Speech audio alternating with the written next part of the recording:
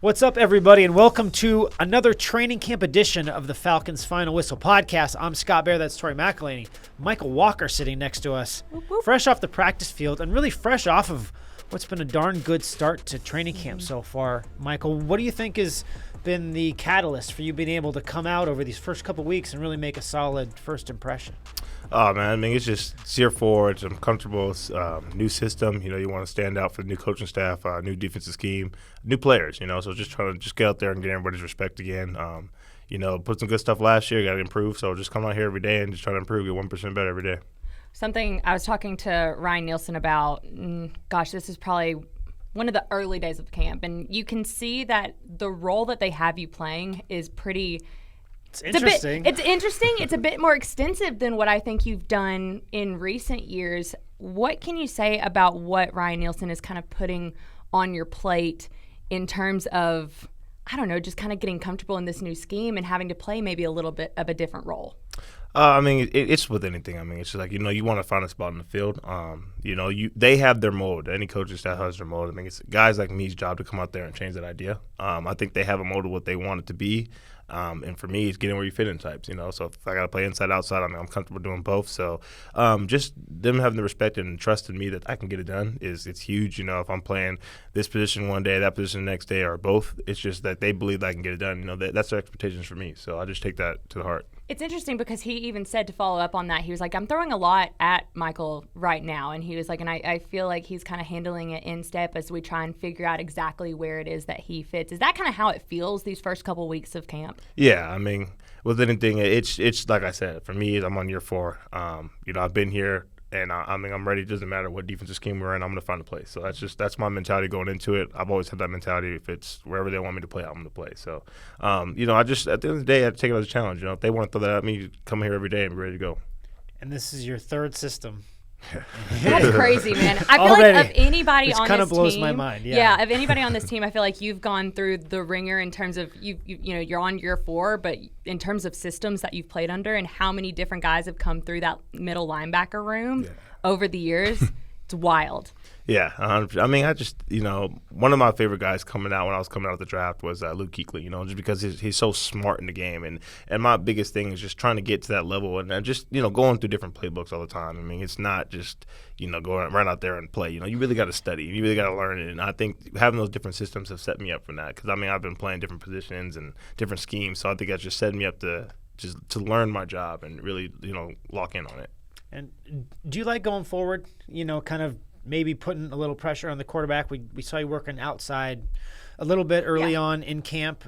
Is that something that you like to do? You think it fits your skill set? Because you kind of do it all in that defensive second level. I just stick with anything. Like I said, I talked to somebody the other day, but I love Dean. I love to scheme, and this is what it is. But I love Dean too. But that's my guy. But I just this scheme it fits us. And that's no disrespect for anybody. It's just this is our scheme. I've been waiting. The new additions we have up front. This is like my perfect 4-3. Let me run around, make some plays. Like that is what I've been waiting for. That's what I got drafted to do. So and being on the edge in this scheme as well. I feel like I have a lot of ability to make plays, and I think this scheme really is going to show that. It's funny because you talk when you say, I think this scheme fits who we are right now. I completely agree with that, and the reason I do is because this is a different defense in terms of just the pieces that have been acquired over free agency. When you kind of look at, and it's interesting because it goes along with what I wanted to ask you. We've heard for so long over the last couple of weeks from guys like Bud and Calais before he, wasn't on the field, and David Onyemata, and even Arthur Smith said this. He was like, you can feel a difference with this front 7. Mm-hmm. Can you feel a difference with this front 7? And what does that difference kind of look like for you, kind of looking at the guys around you? 100%. You got guys with experience, I started my 12 games. I played in that system. You got Caden who came from the Saints who played. Troy got us the last 4 starts of the season. We have guys who can go out there and play. So now it's all about us just coming together, and our front is ridiculous. I told Grady the other day, hey, I've been with you for 3 years, but this training camp, I've seen Grady take it to the next level. And it's crazy to say because he's already up here. Right. Right. And I've seen him this training camp take it to that next step. And, when you see that, it just pulls it out of you. Like, you want to be better. Like last year, we did what we did. We had good plays, had bad plays. But at the end of the day, like, when you have a guy like Grady who's improving every single year, every day, it forces you to take that game up. And then you bring David in the picture, you bring Bud, you bring Calais. Like, it's like, okay, now we're going to take this to the next level. And then you think that those guys are keeping the offensive linemen that are hitting the second level off of you, and then like, you can thanks, go guys. and then like you can go be you, yes. right? As you're going through the scheme when you're first getting it during the off-season program or in April, like whenever you got it, and you're going through it, could you kind of see what was in the playbook? You're like, okay, like this could be fun. This could be fun for me. Like, could you tell that early? And what kind of everybody asks about Ryan Nielsen, right? We know he's intense, but we also hear he's a technician. So as you're getting to know the new guys on the coaching staff and the scheme, what was going through your mind during that point? Well, you really have to wait. So for me, like, I have to wait till we come out and see it, Okay. because every player is different. Like the guys in front of you, they play different. And as a linebacker, it's your job to know who you're playing off of, and that's basically how I put it. Like, yeah, you might, on paper it says you have this gap, but if you have a guy, who's going to do something else, like, it's okay, like, play off of him. Mm-hmm. So for a lot of my career here and all the different schemes, it was always, hey, this is your job, but play off of him. Right. So, Right. And so when I come out here and see it work and see these guys move and see how the different things they do between David, Grady, TQ, like all the different things that these guys can do, it's insane. I mean, it's like I know what kind of player I could be with this front, and it's one of those situations where it doesn't matter if coach wants me outside, inside, back at that point, because I know when I get my opportunity, that's going to be my job to show, my time to show. So it's one of those situations where, like, I know what we could be on the defense. I know what I could be. So just got to come in there every day and keep putting in the work.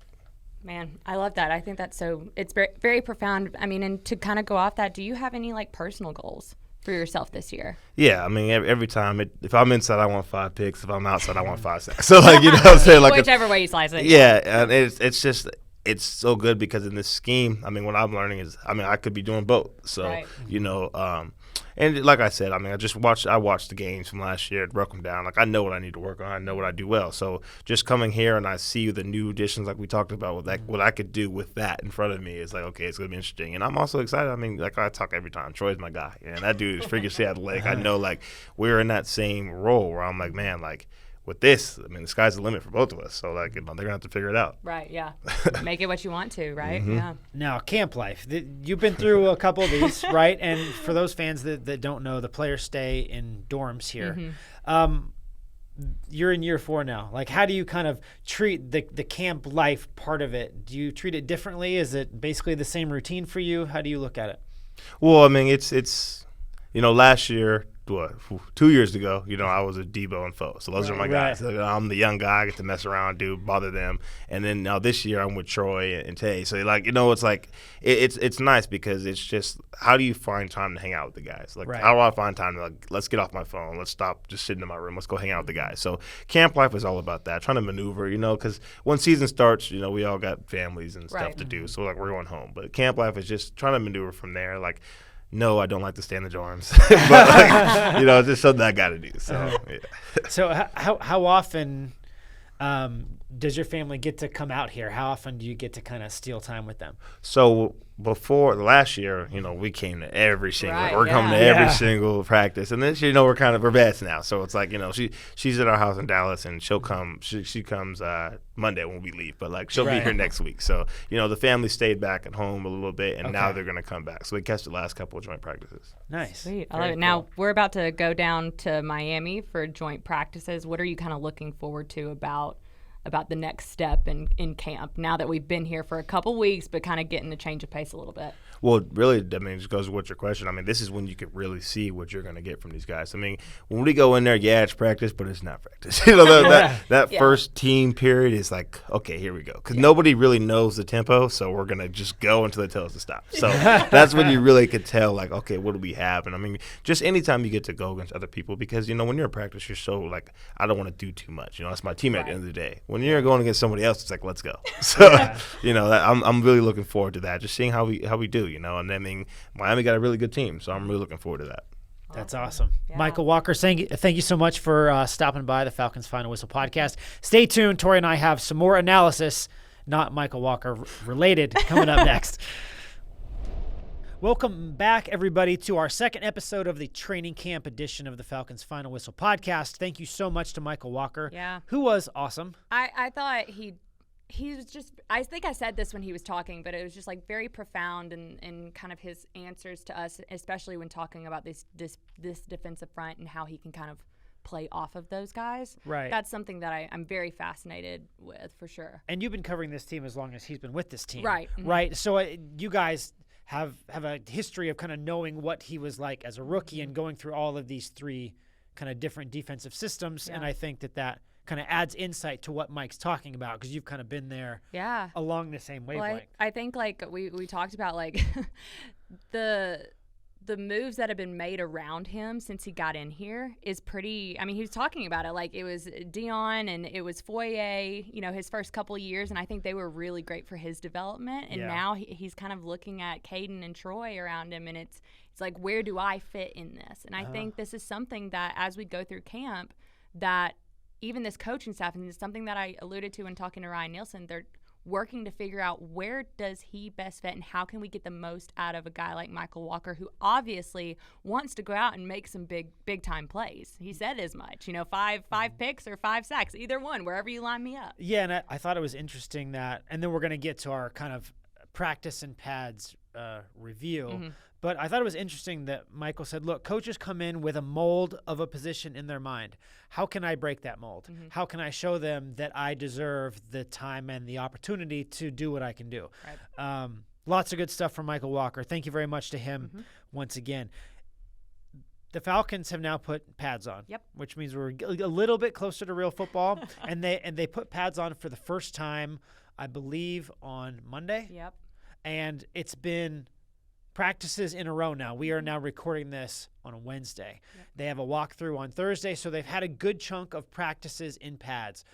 The offensive lineman and defensive lineman will say that's how we can see how we fit together. That's how we can see how they kind of come together, right? In the defensive backfield, are the wide receivers going to be quite so brazen right. if you might get a shoulder pad to the collarbone. Yeah. And I think that we've seen a good level of physicality. I thought Wednesday's practice was fantastic. Well, Wednesday's practice was the first day we actually got to see some one-on-one pass rush situations with some O-line and D-linemen in the one-on-one period. So that was pretty exciting. Yeah, and that's a lot of kind of fun stuff. So I guess if we're going to start, and by the way, Tori has not seen a script for anything that we're about to say, but if we're talking about the line of scrimmage in the trenches and that you get a better evaluation of guys in those positions when they're wearing pads, who stands out to you up front? Pick any side of the line, and I can kind of go off of that. Is there anybody? I mean, obviously, look, Chris Lindstrom is going to be he's going to be Chris Lindstrom, and Grady is going to be Grady. Yeah. But is there anybody, as you've seen them kind of work,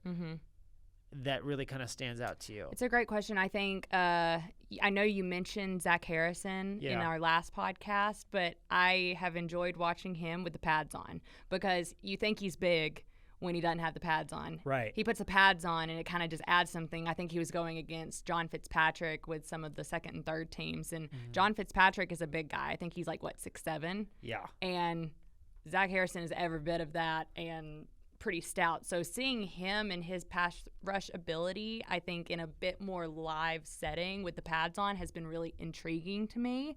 But I also really love, I know you said don't talk about Grady Jarrett, but I love David Onyemata with Grady Jarrett. Like, I love that duo, and it's a duo that I'm so excited to see actually start going 110% with.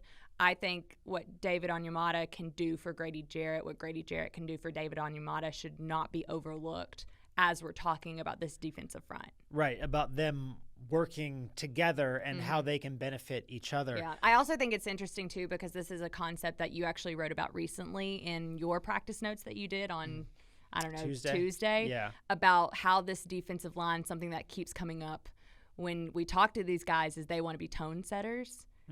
I find that to be, every time I talk to somebody on that defensive front, that concept comes up. And I think that you can feel that right now. And we talk a lot about the starting four or 3 down linemen, however the formation works out. Whatever they're doing. Right. But a good defensive line comes at you in waves. And I think a good part of that second wave could be a guy that's coming off of a knee injury, Taquan Graham. Yeah. He had a simulated sack on Tuesday. And I thought in run plays with pads on, you can see him not bowling a guard or a center combination over, but he's kind of sneaky in that he can just get into a crease and get a hand on a running back. Yeah. Sometimes that's all you need. Yeah. And he was playing well in a more prominent role last year before he got hurt than he's probably going to have this year.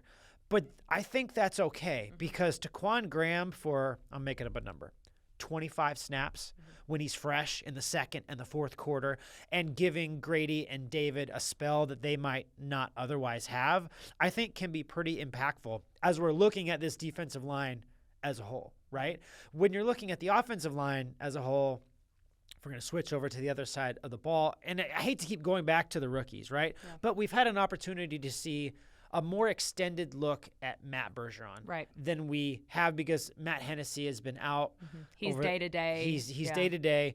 But to see Matt Bergeron in those one-on-one pass rush drills, look. Yeah, he went up against David Onyemata on Wednesday. And you could see his strength. You could. And Arthur Smith has said that you can feel his strength when he plays. Look, he's not going to make he's not Chris Lindstrom in like a master technician at this point, but to feel his natural strength, I think, is important. There's a rawness to him. Yeah, that I think, you know, when you talk about the whole scouting process and every single time you ask these scouts and everything, and they're like, there's something there to tap into when you move him inside, and we think that he can do that. Okay, so he's actively doing that right now, and you kind of see what it was that they saw when he was in college, kind of slowly but surely coming along. And again, he's very raw in that he has like the tools and to be able to do this, but we're still so far along in the process that I think this time with him working in between Drew Dahlman and Jake Matthews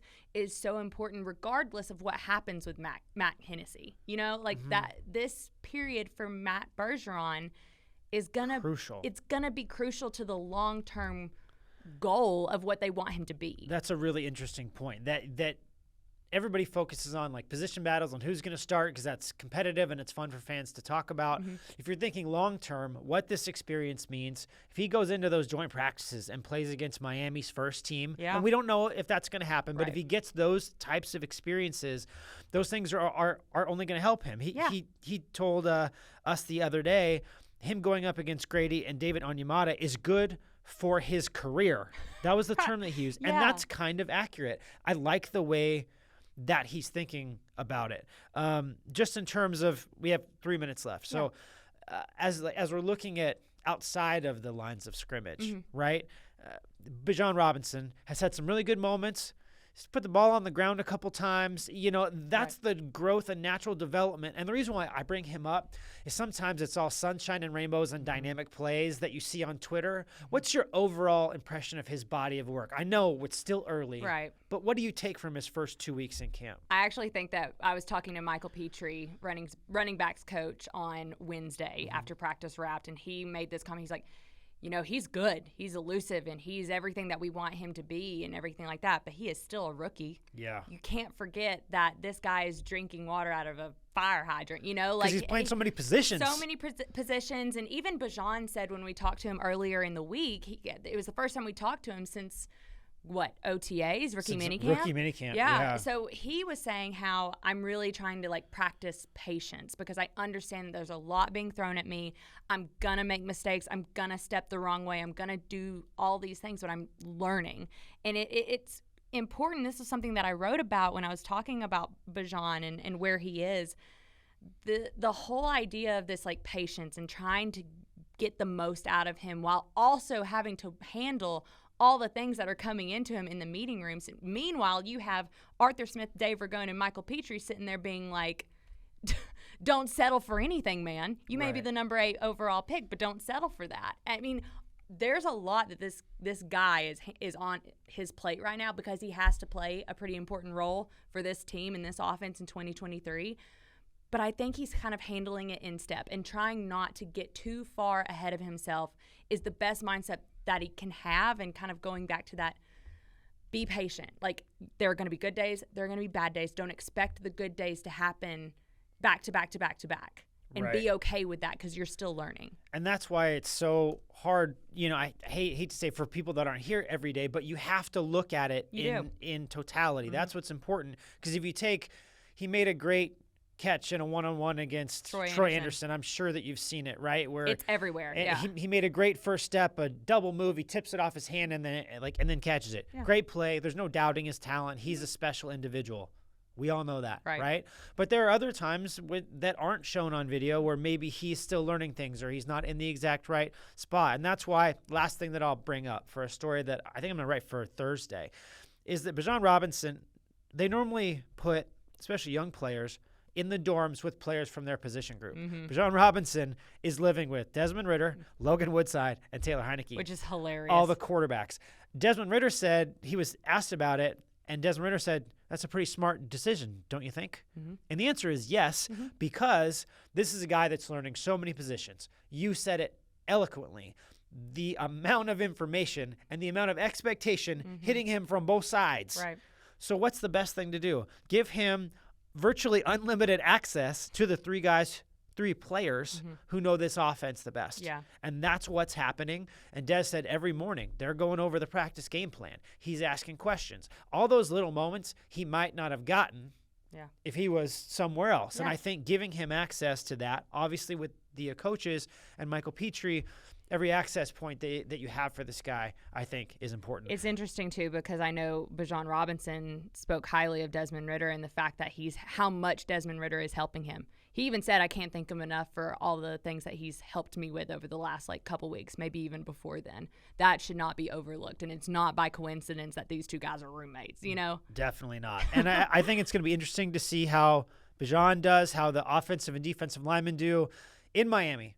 Tori and I, we're going to be there taking copious notes and talking to you guys again after those joint practices about what we saw in those two sessions. Maybe the most important two sessions of camp. I love joint practices. I can't wait. I feel like I learned the most about this team in the preseason in joint practices. Right. So it's going to be fascinating. Obviously, stay tuned to all of our social channels, and we will be coming to you with another Falcons Final Whistle with another guest. Thank you so much to Mykal Walker. Yeah. Really great insight from him. And we will talk to you again next week. See ya.